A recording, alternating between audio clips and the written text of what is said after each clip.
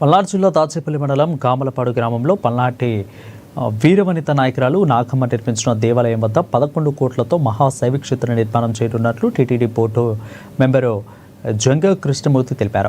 ఇక వేద పాఠశాల, పల్నాడు చరిత్ర మ్యూజియం, వృద్ధాశ్రమం, గోశాల, వెంకటేశ్వర స్వామి కళ్యాణ మండపం నిర్మించనున్నట్లు తెలిపారు. పల్నాటి చరిత్రను ప్రపంచవ్యాప్తంగా చాటి చెప్పాలని గుర్జారమాచల నియోజకవర్గాల ప్రజలు తమ సంస్కృతి సాంప్రదాయాలను కొనసాగించేందుకు దేవాలయాల నిర్మాణంలో భాగస్వాములు కావాలని కోరారు. ఇక పల్నాటి చరిత్ర పరిరక్షణకు కృషి చేస్తున్నామని జంగ కృష్ణమూర్తి తెలిపారు. ఈ ప్రాంతానికి మొత్తంగా పల్నాడు నాయకురాల లాగంగా పేరు పెడతాం జరిగింది.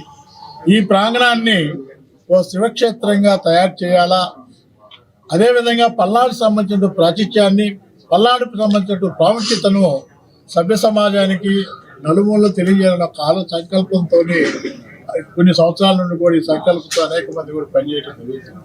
ఇప్పుడు ఆ కార్యరూపం దాల్చుతుంది, ఇప్పుడు మొదలవుతుంది మొత్తం కూడా. అందులో భాగంగానే ఈ సమావేశంలో ఈ ప్రాంతానికి సంబంధించినటువంటి ఈ శివక్షేత్రంలో ప్రధానంగా దాదాపుగా 11 కోట్లతోని రాజరాజేశ్వరి స్వామి సమేత రాజరాజేశ్వర స్వామి దేవాలయాన్ని నిర్మాణం చేయడం జరుగుతుంది. 3.5 ఎకరాలకు సంబంధించి నిర్మాణం చేయాలని కూడా ఆ నిర్మాణ సంస్థ కమిటీని కూడా నిర్మాణ కమిటీ ఏర్పాటు చేసింది.